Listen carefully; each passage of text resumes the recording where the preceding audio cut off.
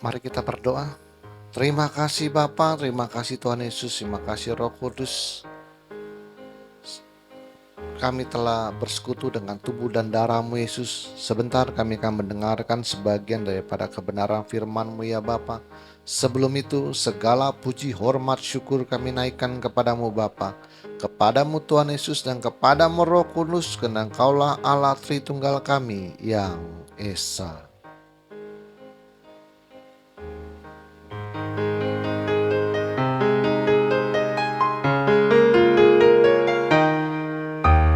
Hormat bagi Allah Bapa, hormat bagi anaknya, hormat bagi Roh penghibur ketiganya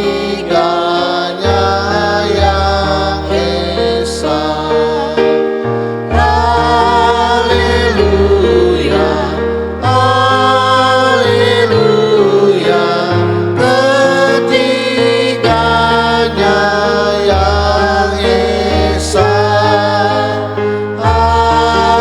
Haleluya, haleluya, ketiganya yang esa. Ketiganya yang esa, ketiganya yang esa.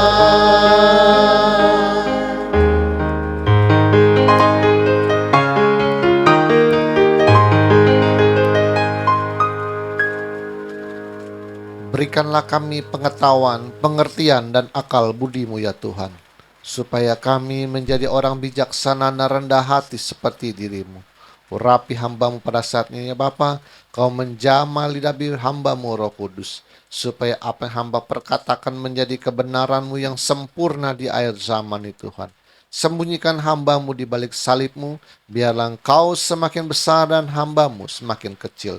Persiapan hati kami, bangun tanah yang subur di dalam hati kami, supaya firman-Mu yang berbentuk logos tulisan mati menjadi rema dalam kehidupan kami. Terima kasih Bapa, terima kasih Tuhan Yesus, terima kasih Roh Kudus. Di dalam nama Tuhan Yesus kami telah berdoa dan mengucap syukur. Haleluya. Kita yang percaya katakan amin. Mari kita ucap salam kita. 1, 2, 3. Salutam en Christo en dunameon energemata. Salam dalam Kristus di dalam kuasa mukjizatnya. Amin. Silakan duduk. Shalom semuanya. Saya belakang-belakang ini sedang memperbaiki hubungan antar manusia. Baru 4-5 bulan ini loh. Suatu itu lagi berdebat dengan istri saya, lalu saya bilang, nggak mau lagi, saya mau tobat, tidak mau lagi bentrok dengan antar manusia. Semenjak itulah ujian demi ujian datang melanda-landa. Yang tadinya tidak bermasalah tahun-tahun, kemarin 15 tahun, sekarang jadi banyak masalah. Tambah lagi hari ini, mandi sampai 7 galon apa 8 galon. Kali aja 3.000. Sedang diperbaiki sumur saya, dikasih tawas 3 kilo 4 on, aduk air, masukin, tinggal biarkan 2 hari. Asem soalnya kan. 2 hari sedot kemarin. Sekarang lagi penuh, sekarang lagi cari kaporit. Cari kaporit di Pulau Bangka ada, tapi belinya per kaleng 15 kilo. Harganya 500.000. Hah? Cuma sumur 70 cm 4 meter dalamnya harus pakai 500.000. Kayaknya nggak sesuai, perlunya cuma sekilo. Terpaksa kita cari Shopee. Cari ada, oke beli. Hanya 41.000 saja. Saya dapat ini nih.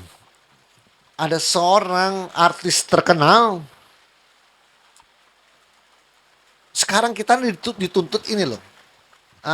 Kepada diri sendiri untuk ngeh atau sadar. Jadi tingkat level spiritual manusia sekarang tanpa disengaja seluruh dunia sedang menuntut setiap manusia untuk ngeh sendiri, timbul kesadaran sendiri.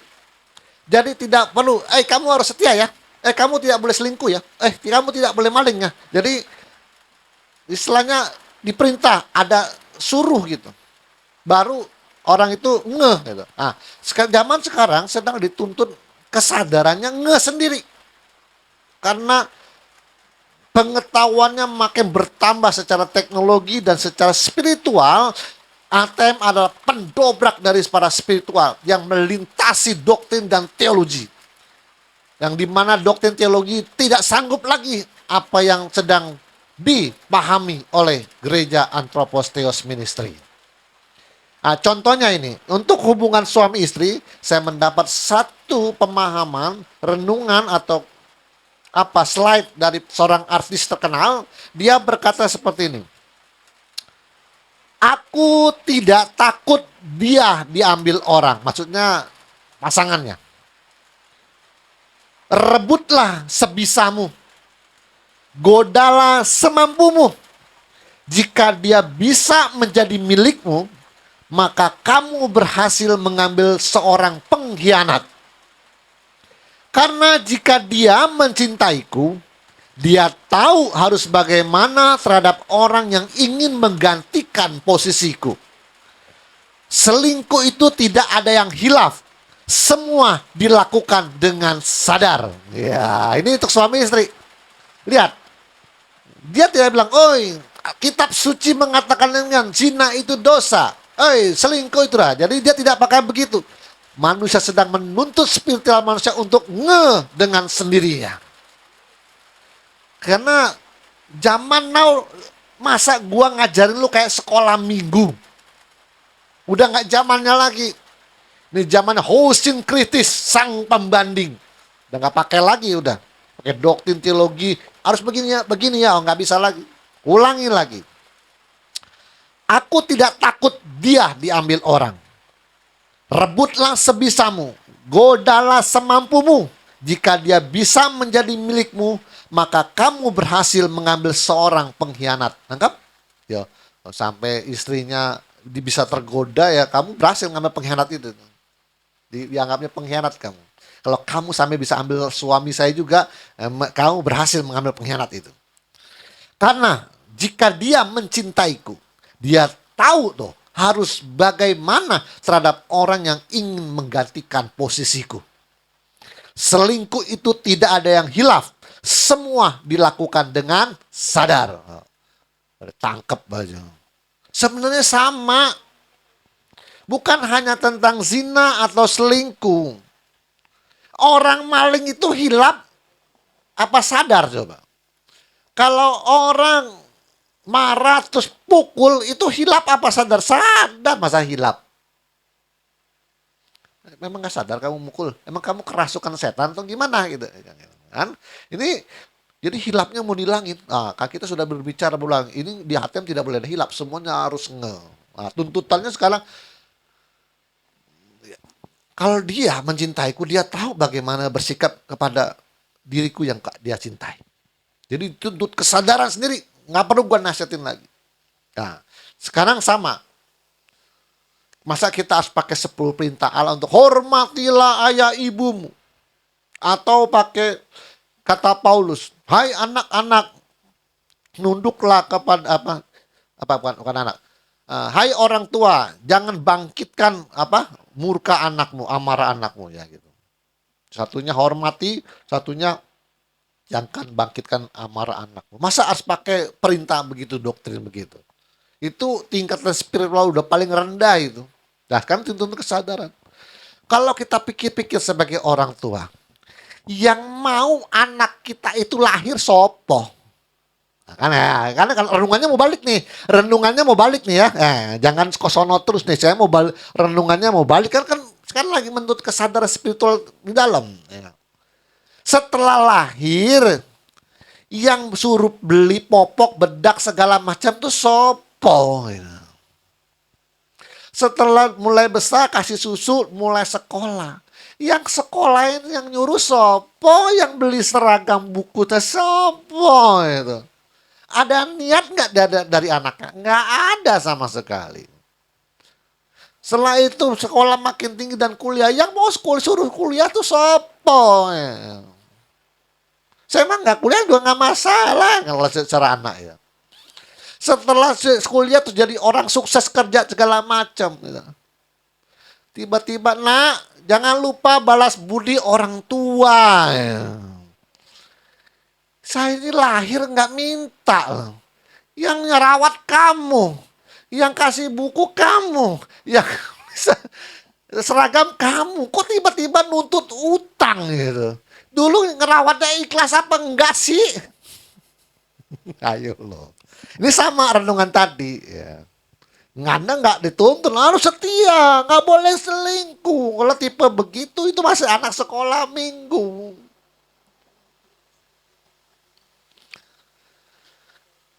Kalau sampai kita ngomong ekstrim, dari ekstrim sampai tingkat yang rendah lah. Ekstrim sampai tingkat rendah. Yang ekstrim kan nuntut dia. Wah, anak durhaka, nggak tahu balas budi orang tua. Orang tua begini, nggak diperhatikan semua. Dia hidupnya sukses, bayar perpuluhan luar biasa. Orang tuanya makan hidup susah. Sebenarnya kan nggak, anak kalau secara jujur orang tua nggak boleh nuntut. Kan nggak boleh. Yang utang sopo, yang ikhlas apa enggak sih? Ya kalau nggak ikhlas ya matiin aja dulu, cekek aja waktu bayi kan gitu. Itu tuntutan anak, kayak makanya kita koreksi dulu gitu. Tapi, nah kesadaran lagi, hormati ayah ibumu. Itu perintahnya, itu jangan apa perintah. Seharusnya sebagai anak tahu kesadaran sendiri. Saya seperti hari ini karena orang tua saya. Kalau orang tua saya kasih saya ke panti asuhan atau buang di tong sampah, mungkin takdir saya akan berbeda. Kalau orang tua nggak mau tahu juga istilahnya ya, saya nggak akan seperti ini. Timbul kesadaran, nah ini dari anak nih timbul kesadaran. Jadi bukan tuntutan balas budi. Jadi kalau sampai seorang anak itu timbul kesadaran, oh saya sekarang sudah sukses, saya harus membahagiakan orang tua saya. Saya harus, oh orang tua mau beli ini, saya belikan, orang tua makan ini. Itu dia timbul kesadaran, itu adalah kemuliaan tertinggi bagi seorang anak. Nah, kan? Iya, dia timbul kesadaran. Nggak, tapi orang tua juga nggak boleh nuntut. Oleh karena itulah kita sebagai orang tua harus didik yang benar. Saya nggak percaya ya kalau orang bilang ini anak sekarang lain pak, walaupun kita didiknya udah benar tetap aja ntarnya dia udah gede dia kita pak, nggak ada tuh tahu orang tua itu ngomongnya menurut saya omong kosong gitu. Pasti ada bagian yang kau waktu didik itu dia lihat di engkau. Makanya saya ketemu sama asuk-asuk tuh. Anakku udah nggak mau harap lagi loh. Mau harap. Nggak ada harapan. Ya, kan nggak bisa R loh. Kan nggak bisa R, orang cerdas itu nggak bisa R. Ya, oh halap lah deh. Tuntutnya tinggi, wah orang tua nggak tahu anak tuh udah dibesarin gini-gini, nggak tak kau mana dia bilangnya. Kita itu orang tua nggak tahu, udah nggak ditengokin. Nah itu menurut saya orang tua yang salah. Anda menuntut dia seakan harus balas budi bayar utang Anda. Anda didiknya salah. Makanya perlu kebijaksanaan. Apalagi pakai firman Tuhan. Nah, mau firman Tuhan pakai kebijaksanaan, klop. Nanti dia akan timbul kesadaran. Oh ya, saya harus menjadi orang yang berakal budi dan berbudi pekerti. Sesuai dengan firman Tuhan apa seperti yang Tuhan kehendaki. Itu timbul kesadaran. Kita jangan apal ada loh. Emak-emak itu bikin konten itu dia ceritaan anaknya. Anak saya 3 laki-laki. Moyung 3-tiganya dia bilang. Oh moyung. Oh moyung. Orang kalau gila, moyung, mau itu tidak, yung itu berguna. Moyong tidak berguna ya. Anak ketiga-tiganya nggak ada gunanya deh.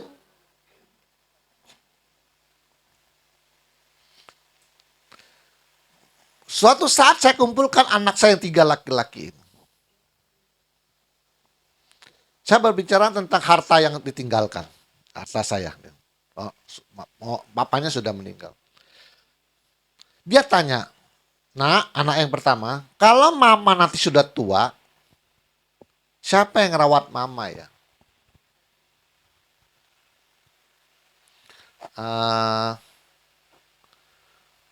Nanti kita ngomongin lagi sama saudara yang dua ini mah.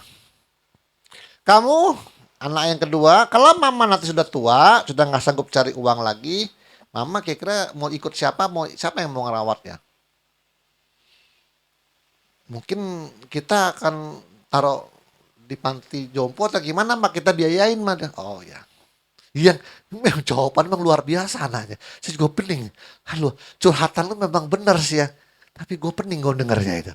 Sampai anaknya jawab, yang ketiga, gini aja, Ma.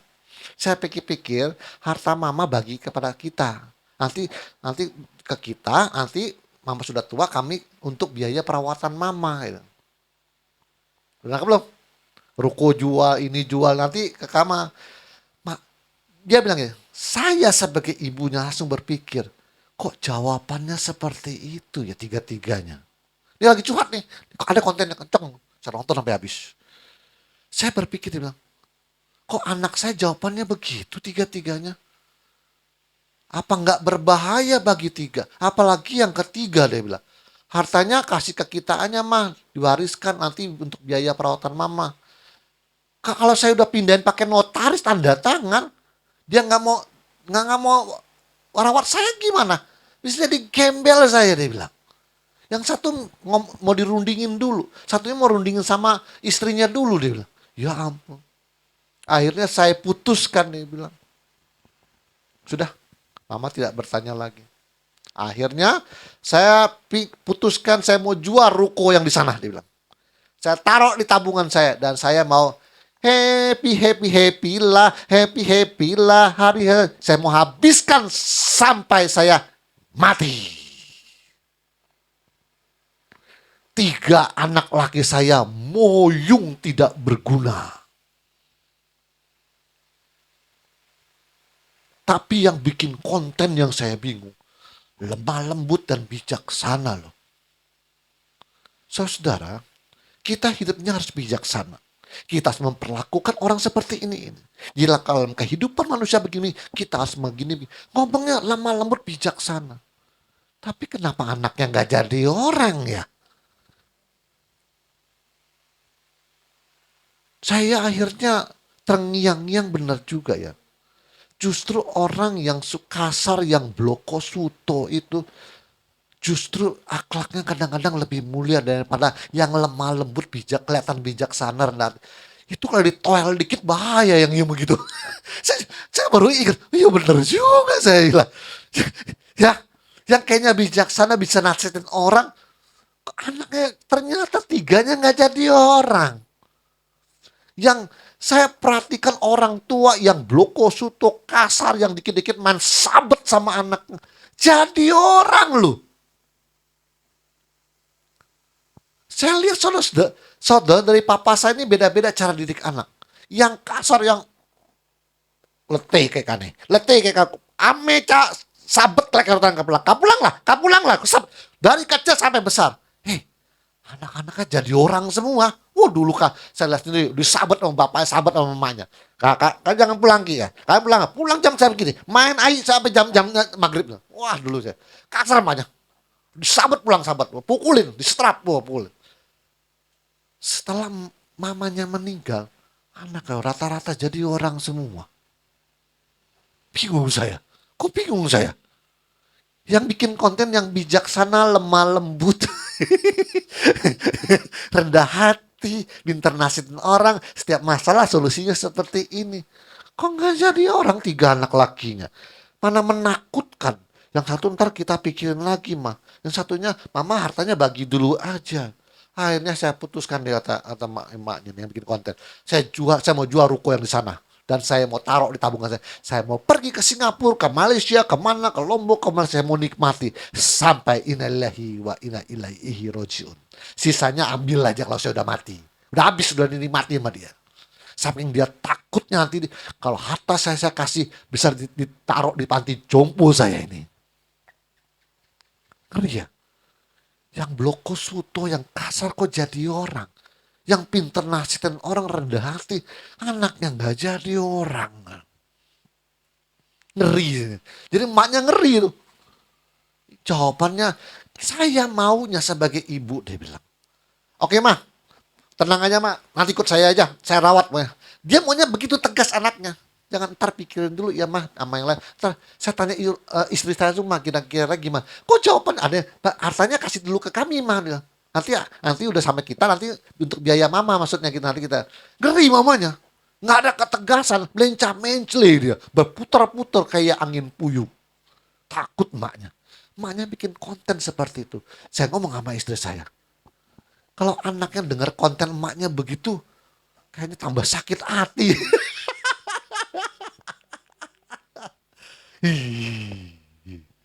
Kan? Saya bilang, pasti ada yang salah didik di dalam. Kita nggak tahu nih. Kok anaknya nggak jadi seperti ini?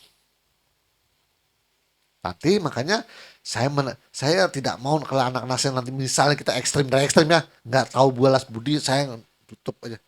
Tugas saya masih, saya bilang sama istri saya, tugas kita masih besar. Berlian di atas gunung masih jauh dan kita praktek, udah biarin aja tuh anak. Saya nggak menuntut anak saya, oh ini tahu papa, ini tahu mama, oh enggak udah. Tapi dengan hari ini saya berkatakan harus timbul kesadaran spiritual tertinggi. Sadari diri, saya bisa seperti hari ini jadi orang. Karena orang tua saya, papa saya malam-malam pakai raga bawa tabung 3 kilo, 17 tabung 3 kilo bawa pakai raga malam-malam anter, balik lagi anter sampai tutup toko mamanya, saya masih nganter itu. 17 tabung raga itu. Mentok itu sebenarnya 12, saya padetin sampai 17. Sampai ke depan-depan, taruh di depan, jepit pakai paha sampai. Ya kalau nggak inget itu ya mau ngomong apa? Saya bilang mari kita berdua gandeng tangan, visi kita masih besar. Gak ada tuntutan lagi. Ketidak terikatan. ATM itu zaman main.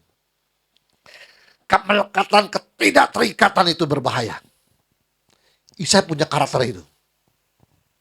Itu belajar dulu tuh. Di dalam Shaolin Temple. Itu yang berbahaya. Karena keterikatan saya bilang hanya satu orang yang bisa mengikat saya. Karena apa yang dipersatukan Allah tidak dapat diceraikan Allah. Mari saya bilang, gandeng dengan saya. Visi masih besar. Makanya dituntut kesadaran. Saya juga menuntut kesadaran saya untuk mendidik anak saya dengan sebaik-baiknya. Emaknya juga berusaha untuk menciptakan anaknya, mendidik, membentuk anaknya menjadi akhlak yang mulia, yang berbudi luhur. Saya punya itu tuh yang sulit dikendalikan. Ketidakterikatan, melepaskan kemelekatan. Makanya ini kalau sampai level ini, waduh, gereja ATM udah rapi saya kasih tahu. Karena pendeta, gurunya ini, pendetanya tidak ada sifat tidak terikatan. Saya nggak peduli Anda orang kaya, orang miskin. Anda mengikat saya dengan hartamu nggak bisa. Itu karakter saya itu. Itu yang nggak bisa digoyang. Kalau orang kaya ngatur saya, bikin saya menderita, tak saya lepas langsung. Kan mau kemana? Ya, mau pindah gereja, itu terserah. Orang saya nggak keterikatan kok. Nggak melekat, saya nggak bisa disuap. Tidak bisa dibaik-baikin. Tidak bisa dibikin kolusi saya. Pondasi sedang dibentuk Tuhan, teguh bagaikan batu karang yang tidak mudah goyah. A bilang A, B bilang B. Semua kalau kita gereja atau mau menolong dan membantu, semua atas dasar kasih karunia kita. Seperti Tuhan mau nolong manusia berdasarkan kasih karunia. Tuhan tolong, awas Tuhan kalau nggak nolong, awas. Dipaksa Tuhan nggak bisa. So Tuhan, tak baik-baikan ya, nih perpuluhan Tuhan. Gak bisa Tuhan. Dan ATM itu seperti itu. Seperti Tuhan Yesus. Gak bisa disuap. Pak, ini anak saya, ini satunya agamanya apa? Yang satunya Kristen, Pak. Bisa nggak Pak berkata? Nggak bisa, Pak. Amplopnya nih, Pak. Nggak bisa, percaya sama saya. Hanya dekat Allah saja aku tenang. Daripada nyala keselamatanku. Kalau Anda kan masih di levelnya makhluk nih.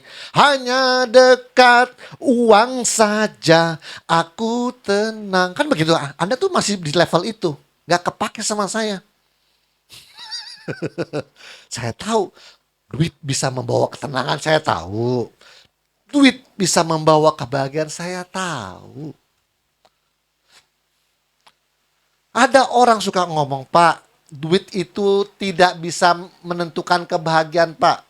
Duit itu tidak bisa memberikan kebahagiaan, Pak. Ternyata setelah saya renung-renung, yang suka ngomong begini ini rata-rata gak punya duit. Ya atau iya?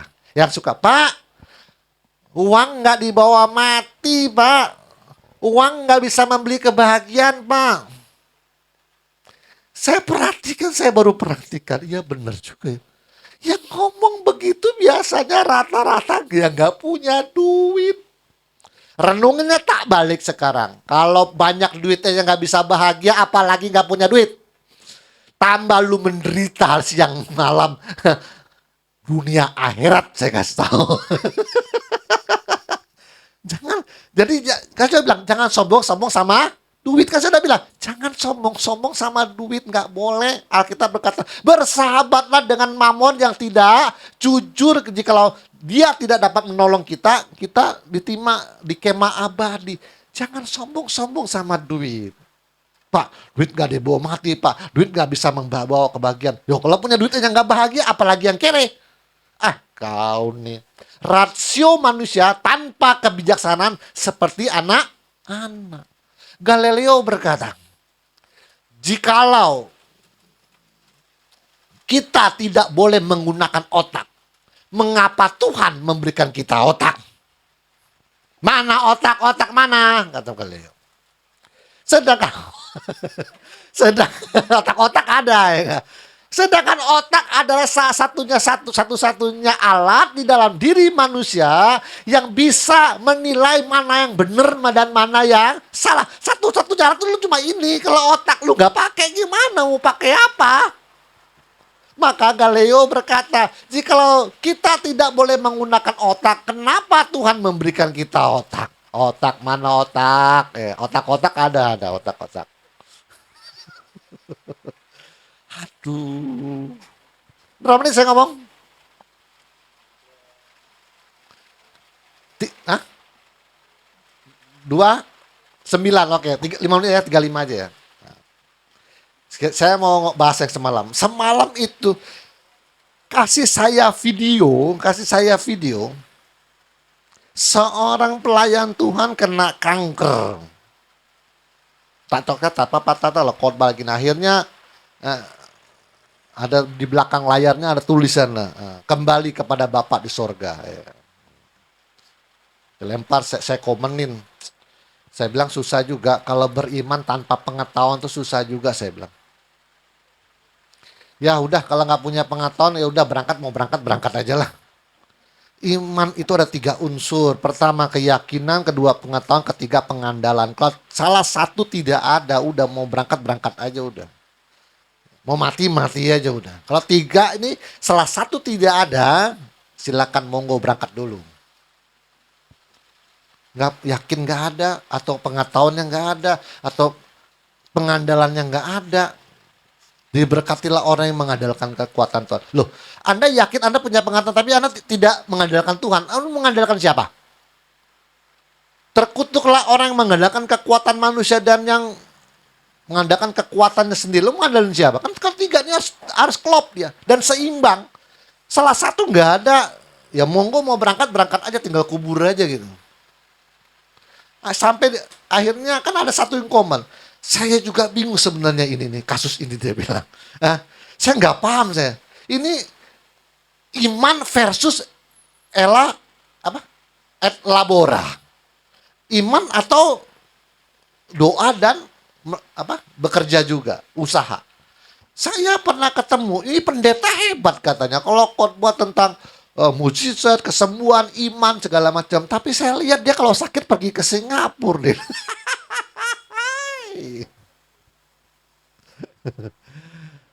Sungguh tak ada yang berakal budi di muka bumi ini. Maka nih pengetahuannya ya. Orang yang sekarang mati karena penyakit degeneratif, bukan generatif, degeneratif. Generatif itu penyakit karena makanan. Gula, kolesterol, darah tinggi, cuci darah, kanker, tumor, kista, apapun namanya itu. Mana ada virusnya? Saya ulang-ulang terus pepatah Tiongkok tuh, Ji Bing Lai Chong Woman Cite. Ulang lagi, Ji Bing Lai Chong Woman Cite. Artinya penyakit lai datang karena apa yang kamu makan. Zaman dulu nggak masalah makan daging, tapi orang Bangka aja punya istilah, dia makan pisang aja setanggok. Tahu nggak setanggok apa? Tuh, setanggok banyak deh. Setanggok tuh kayak tempatnya orang jual empek-empek tuh. Tangkok apa tuh itunya ya, pokoknya keranjangnya tuh. Ada istilah begitu. Jadi dulu nenek saya di depan itu kan ada pohon manggis, pohon mangga, pohon duku, pohon rambutan. Itu kita kalau habis makan itu tinggal naik pohon kan, gratis, nggak usah beli.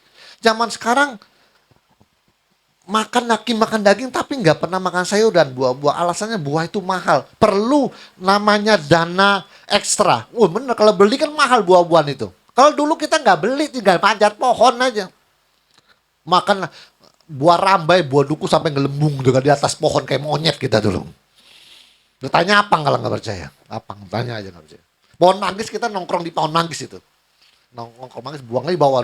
Udah bawa kulitnya itu. Rambutan kita naik di atas. Dulu itu tinggal situ. Jadi makan buah sampai kembung-kembung. Sekarang harus beli, nggak punya pohon, beli mahal nggak? Iya, harus punya dana ekstra. Akhirnya alasan mahal nggak beli, makan daging terus, tapi nggak pernah makan sayur dan buah. Bahkan anak-anak sekarang mengatakan, aku nggak doyan sayur, doyannya apa? Kentucky.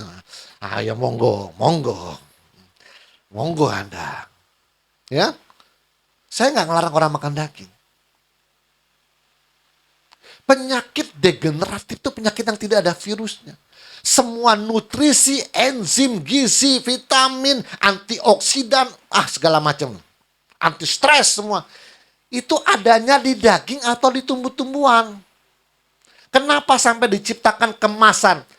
Garlic 100 mili harga 90.000. Apa garlic itu? Bawang putih. Ngapain bikin kemasan pabrik di dapur banyak, potong iris-iris telan aja udah pusing. Sama aja. Ini lagi cairan klorofil. Untuk ini. Saya tanya, klorofil itu dari hewan apa dari tumbuh-tumbuhan? Itu kan zat hijau daun yang dikemas oleh pabrik. Kenapa lu nggak makan kangkung aja malah lalapan selada? Kok nambah biaya lagi?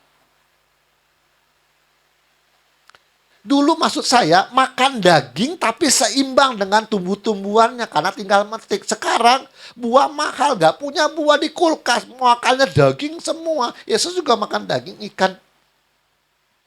Ya, saya nggak ngelarang itu, tapi harus nggak seimbang lagi. Ditambah lagi kalau sekarang masak katanya kalau nggak pakai sasa nggak enak, nggak pakai saus tiram nggak enak, nggak saus sambel nggak enak, nggak pakai saus tomat nggak enak. Itu tidak baca di botolnya, mengandung pengawet natrium benzoat. Ampun. Ayo. Otak mana otak? Galileo berkata, otak mana otak? Sampai seorang pendeta suka, Tuhan, aku sudah melayanimu.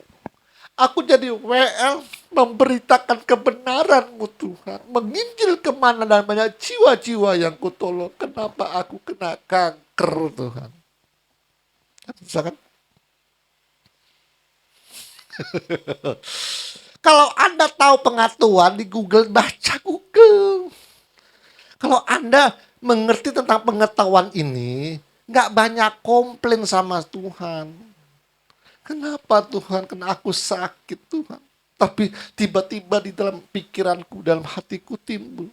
Sadrak, Mesak, dan Abednego waktu mau dibakar, mereka lihat api bakal mati.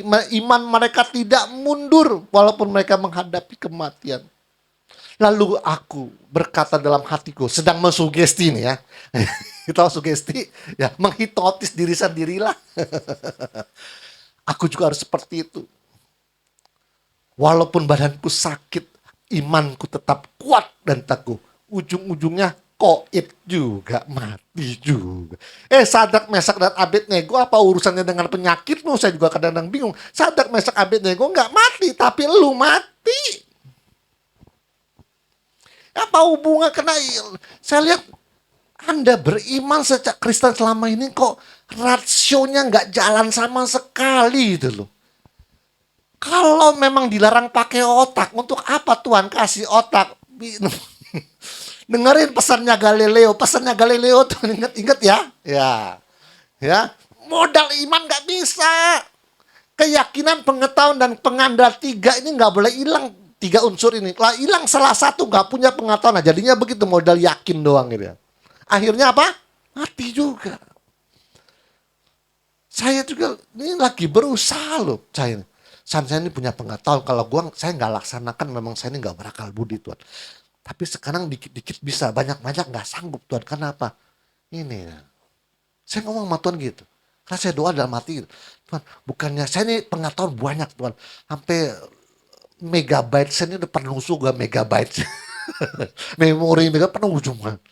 Tapi belum, dikit-dikit sih bisa dilaksanakan. Tapi banyak-banyak gak sanggup Tuhan. Kenapa?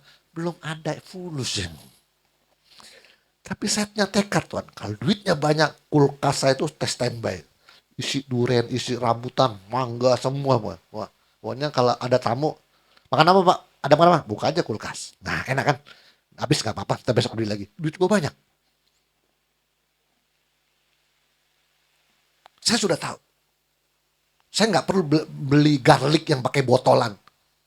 Istri saya kadang bingung. Saya suka bawang putih, saya iris ya. Makan, saya minum pakai air. Udah urusan dia antara. Kalau dikunyah, nggak enak. Kalau dikunyah, nggak enak. Saya iris kecil-kecil, tak masukin mulut, pakai air teguk. Nah, aman dia. Enggak. Sudah di dalam lambung, aman. Jangan dikunyah. Nah, kalau beli pecel lele, itu saya usahakan jangan dibuang lalapan itu. Apa? Tak blender. Saya saring minum air. Saya tahu rasanya enak. Udah tekuk aja. Kuk. Nah, minum air putih. Selesai. Urusan dia. Bukannya vegetariannya versi ATM. Bukan versinya yang sate-satean, daging-dagingan, tahu-tahuan. Bukan. Itu sudah diolah. Tepung semua. Makan tepung itu mengandung apa Pak? Gula, karbohidrat. Gulamu naik nanti. Itu nggak cocok sama ATM. Makanan kamu tumbuh-tumbuhan dan biji-bijian. Udah makan aja, udah lalapan begitu. Udah hajar, udah. Nggak usah dibikin daging-dagingan, sate-satean, babi-babian, ayam-ayaman. Nggak usah.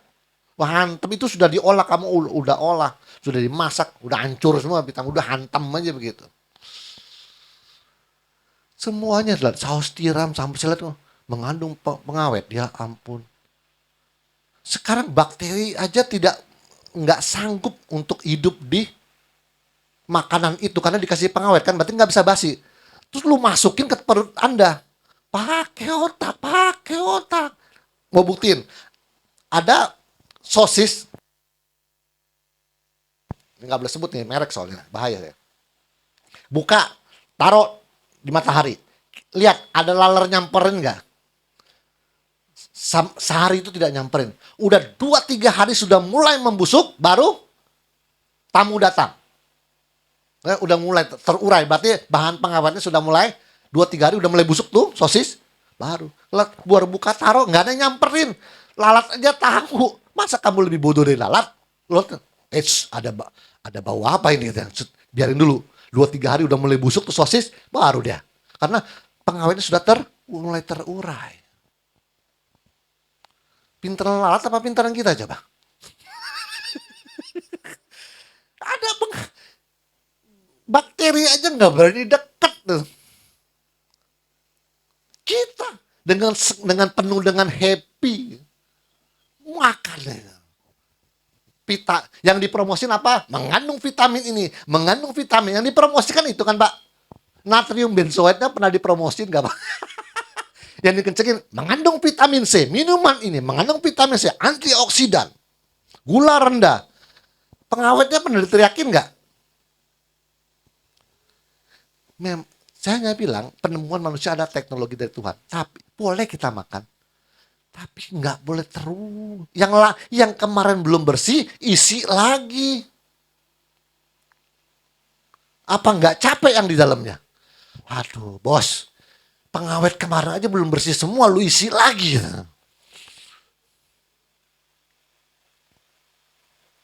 Gampang aja, jadi nggak perlu. Tuhan, kenapa aku sakit kanker, Tuhan? Sadrak Mesak Abednego begitu kuat imannya. Walaupun aku sakit, aku harus tetap kuat beriman kepadamu. Seminggu kemudian telah berpulang ke rumah Bapak di sorga. Gak ada pengetahuan, modal yakin doang, lihat hasilnya. Lihat ATM cara ngajarnya. Mau mencapai sesuatu yang sifatnya khayal aja tuh, yang berlian di atas gue.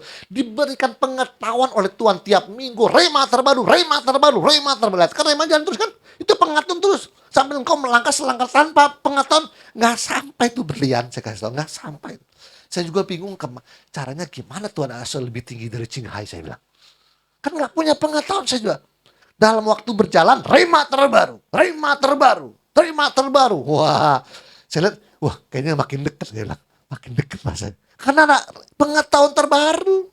Yang udah gak ada di dalam dunia doktrin teologi lagi. Pengetahuan itu penting. Sekarang gak ada istilah, Pak, gak tahu Pak, baca Mbak Google paling pinter. Tanya aja udah. Sekarang gak ada lagi orang bodoh, Pak. Yang ada orang malas. Jadi semuanya di ATM itu gampang bisa dijelaskan dengan baik. Pengetahuan. Tapi ingat, logika dan pengetahuan tanpa kebijaksanaan hati-hati. Pengetahuannya benar, tapi kalau kamu tanpa kebijaksanaan, pengetahuan bisa salah nih. Pak, kan pengetahuannya begini. Ya, pengetahuannya benar bukan berarti hajar terus kali. Nah, kan? Dia tanpa kebijaksanaan hati-hati. Apapun harus diselubungi dengan kebijaksanaan. Karena tiada cahaya yang lebih terang daripada kebijaksanaan. Tuhan Yesus memberkati dan mari kita berdoa. Terima kasih Bapa, terima kasih Tuhan Yesus, terima kasih Roh Kudus, hamba-Mu telah selesai Tuhan. Terima kasih atas tubuh yang sehat ini Tuhan. Terima kasih atas pemeliharaan hidup kami lebih hari demi hari Tuhan. Kau memelihara kehidupan kami. Engkau telah menentukan takaran rezeki kami. Engkau telah menentukan kami harus tinggal di mana. Engkau telah menentukan siapa pasangan hidup kami. Engkau telah menentukan siapa anak-anak yang akan lahir di keluarga kami. Engkau telah menentukan setiap langkah kaki kami. Engkau telah menentukan nanti di visi terakhir ini Tuhan. Kami ingin sabar menunggu dan menunggu pengetahuan dan Engkau mengajar. Seperti Engkau mengajar Albert Einstein, seperti Engkau mengajar Thomas Alva Edison, seperti Engkau mengajar Sir Isaac Newton. Engkau memberikan pengetahuan secara diam-diam kepada kami Tuhan. Terima kasih Bapa, terima kasih Tuhan Yesus, terima kasih Roh Kudus. Di dalam nama Tuhan Yesus kami telah berdoa dan mengucap syukur. Haleluya, kita yang percaya katakan amin. Tuhan Yesus memberkati. 多么熟悉的声音，陪我多少年风和雨，从来不需要想起，永远也不会忘记。没有天哪有地，没有地哪有家，没有家哪有你，没有你哪有我。假如你不曾养育我，给我温暖的生活，假如你不曾保护我，我的命运将会是什么？你不让我长大，对我说的一句话，是你给我一个家，让我与你共同拥有它。